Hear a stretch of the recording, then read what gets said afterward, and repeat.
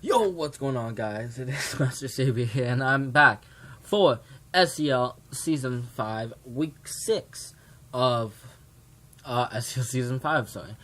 So, as we're just getting out of division matches, you can see me picking up dub after dub after dub versus Sentrios and Azuna Lolly. But now we're back into individual rivals, and yet again, I am playing the Esterhazy's Excadrills and their leader Clay. So we're back. Like I said before at the beginning of SEL, we do 2 out of divisions, and the rest we play the 3 again. So I'll end up playing Clay, Pit, and BDA again. But yeah, so this is going to be the second time I play Clay. I beat him 2-0 in the very first battle, but that was the very first battle of SEL, and Clay's gotten a lot better. The Esterhazy Excadrills are right now 3-2 after beating Cole and Will Castelia Cone. He did pick up another loss, I think, to Brian. But yes, he is doing very well this season. He's doing 100% better than anyone really expected. But yeah, so moving on. Right now, if you guys don't know, I am 5-0 of SC right now, and I'm trying to make it 6-0. And I feel like the Esterhazy Excadrills can really put a dent into my team because I have not a lot of things for his Scolipede, Latios Mega, and Entei that much. I have nothing to stop a Specs God of War. His team does very, very well against mine, but I'm bringing a little bit of gimmicky sets. Try to throw him off guard, try to put my ball, get momentum into my court. He doesn't have the best momentum team, so I feel like switching, trying to get him out, getting him to not set up with Scolipede, will help. I got a little bit of sets, but yes.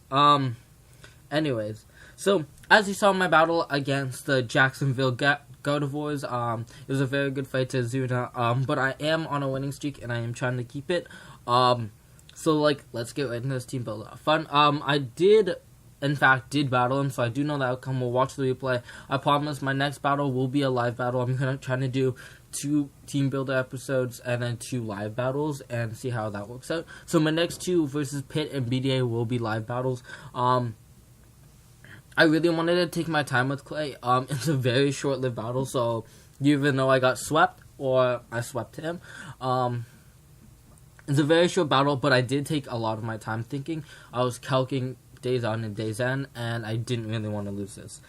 But yes, anyways, so he did, I was looking at Clay's stats right now on my phone.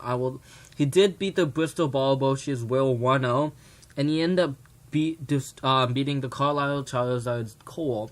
So, he does have a couple good wins against the bad. Will and Cole are pretty good in this league. They're not that bad. He deserved those wins. Anyways, so let's get right into this team builder. Like I said, I'm bringing a little bit give me a sets. Like before, I'm bringing the team captain, Raiden, with Short Scarf, Volt Absorb, Flash Cannon, Thunderbolt, Dark Pulse, Volt Switch, and Max Speed, Max Special Attack. I'm running Scarf. I know I don't outspeed that Scolipede, which is whatever, but it's there to...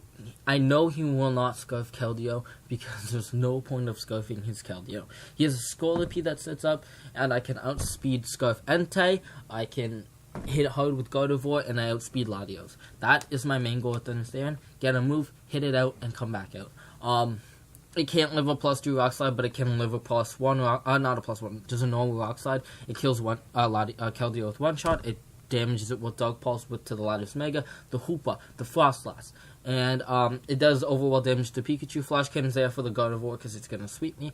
Hoopa does live a Dark Pulse, fun fact, if it's AV, which I saw him bring last time. But yes, it's just there to be there. Thunder Saiyan's pretty hard to prep because he doesn't have a ground type, so I can just click T-Bolt once Hoopa and Latios die. Nothing on his team wants to take a T-Bolt. Next, I'm bringing up is... Cannons, pardon me, I didn't mean to whip up Desmond. Cannons, Monsters. I'm running the exact same set as ran week 1. Skull, Dragon Tail, Dark Pulse, Rapid Spin. You never know what he wants to set up. Rapid Spin. I should have tried to maybe made another coverage move, maybe an Ice Beam here and there. But these 3 moves cover him well. Dragon Tail's obviously the wall at the Scolipede, Max Defense. Scald is there to scald things. Dark Pulse is there for don't get wall hit by the Hoopa. And Rapid Spitting's there for just getting rid of all residual rocks. Because I am running, fun fact, I didn't want any hazards on my side right now. And I had to make sure when I started playing, there's absolutely no hazards, because then my sets wouldn't work. But yes, I'm running max defense, max HP. I can live a +2 Mega Horn, farm a Scolipede, and hopefully get off a Dragon Tail. But yes, that was my main pool. Cannons is mostly there to wall out that banded Entei with Sacred Fire. It's scary as heck. But yeah. Next, I have Eon that I make a Latias, running Draco, Side Shock, Recovery, Shadow Ball. I was gonna run max speed Latias, but to one-shot that Mega Latios, but it could be vice versa, and it would be a speed tie. I didn't know if Clay runs max speed Latios or not, but he did running max speed Latios, so which was better for me. I'm running Draco, Side Shock, Recover, and Shadow Ball. Just the 3 attacking moves to cover up the Hoopa, the Keldeo, and the Latios Mega, and Recover is there. If I get chip off from an Icy one on Keldeo, maybe a Sacred Fire from Entei, I can recover that up, because he doesn't have a lot of things to knock me out, other than God of War and Hoopa. I wall out Keldeo very nicely. This is my best switch to Keldeo. Sorry. Next, I have the Ape or Goku. I meant to name him Goku. I didn't mean to. Sorry. Apologies. With Focus Sash, Iron Fist, Fire Punch, U-Turn, Mach Punch, Earthquake. This is for the Scolipede. That's why I can't have rocks or spikes or anything on my side of the field, because I need this thing to work. It's the best Scolipede counter because you run Sash, Scolipede, or Swords Dance. He's bought it every single time. With Focus Sash, Iron Fist, Fire Punch, U-Turn, Mach Punch, Earthquake. I'm not running Flare Blitz because I'm going to get hit by an Earthquake, and Flare Blitz is going to kill me. I'm running Mach Punch for that priority to bring him down to 1% and click Mach Punch. He will not expect it. U-Turn's there so I don't get walled out by that Latios and still do 50%. And Earthquake's over there just to kill that Entei so I don't get completely walled. But yeah, it's a very good set. I thought it worked pretty well based on his things. Next, I'm bringing XD, the Crobat, same Crobat as before, because he has nothing to take on Crobat. I click Brave Bird, and it picks up a frag on something. I'm also running Defong with Choice Band, because I do not want Stealth Rocks on the field at all, or Spikes, or anything at all. Next, I'm bringing Heed, because I know that, he does like to lead with Mega Latios. I'm running Choice Band, Sturdy, Aggron. So, because he likes to run HP Ground or HP Fighting, one or the other. I think it's Ground. But I know, like, he likes to run it. So, I was gonna run Avalanche, Earthquake, Heavy Slam, Stone Edge. Avalanche, one-shots after he hits me with the move. Earthquake, Heavy Slam, and Stone Edge, because nothing on his team wants to take a physical hit. And, yeah. This thing's a really big threat. It dents holes into his team. It tanks Sacred Fire from Entei, but it's mostly there to one-shot that Latios Mega, because he will not expect me running Sturdy. Get away. Next, that's it, actually. Next, we're gonna go on to the battle, sorry. But yeah, so this is the battle versus Clay. He does stream on Twitch, so shout out to Clay. Go check him out. He's doing some shiny hunting on Sun and Moon before Let's Go Pikachu and Let's Go Eevee come out. So yeah, go check him out. He's got some pretty cool shinies. So right off the bat, he brought the same team as last time. I didn't expect him to bring anything different because everything else got bodied. Maybe God of War, but I still body it. But yeah, this time I thought I was like, okay, let me just lead with Infernape this time. So I did lead up with Infernape because I did want to test out if that Latios had max speed into it.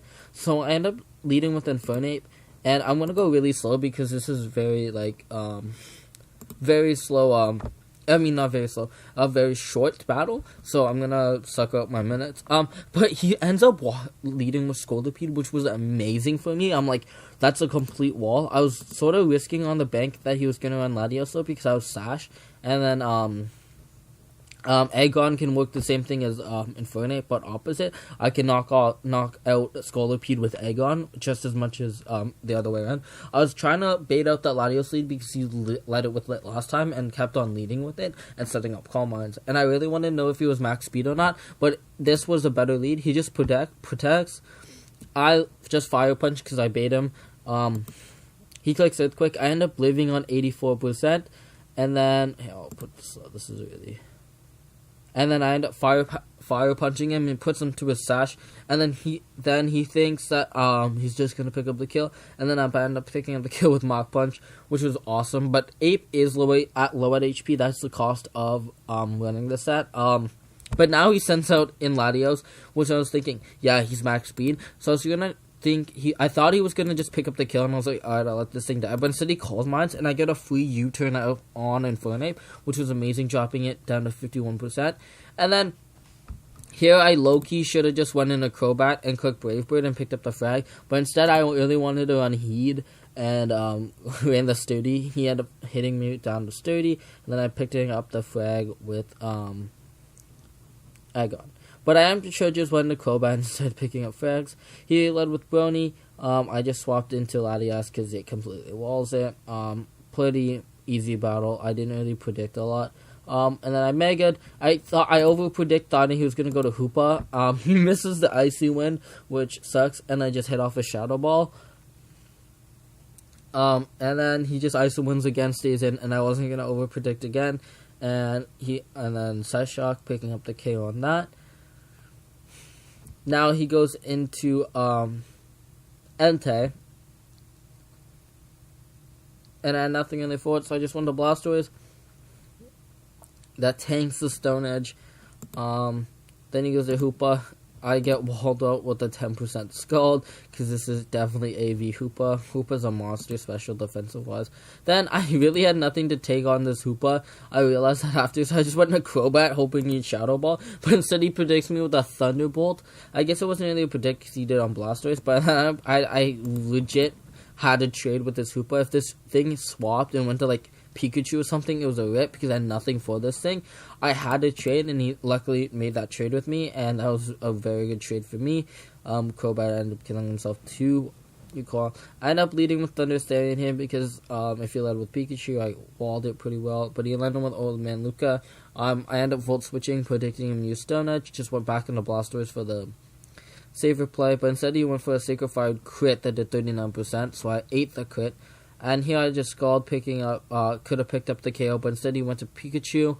I actually calced this. Pikachu with the return, because he used return last time, did not pick up the KO in cannons, so we had a Voltaicus, so I made a switch into Thunderstand, picking up the Volt Absorb, and then I just clicked Dark Pulse to KO this Pikachu, because he really couldn't do anything. If he swapped into Entei, I would have got a free Dark Pulse. I played it a little bit safe. I went to sack off Agon here, because he had Stone Edge, and Blastoise couldn't live too. Picking up the 4-0 win against him, just going to Blastoise and clicking Scald. Pretty easy pitch-potch match, only 18 turns. So yeah, it was very basic. There wasn't really any mind games or anything. It was pretty straightforward. But yeah. Good battle to the Esterhazy, Excadrills, and Clay. It was I prepped a lot of time into this battle. I was really nervous because I felt like Clay could definitely end my 5-0 streak, making it 6-0 now. But very good battle to Clay. Hopefully you guys enjoyed this video. It was a little bit short and a little bit like repetitive. It was just like I'm a little bit sick right now, and yeah. So hopefully you guys enjoyed this video. Leave a like and subscribe. Check out Clay down in the description. And anyways, I'll see you guys in the next video when we face the Pit and the Toronto Talonflames. I'll see you guys next time.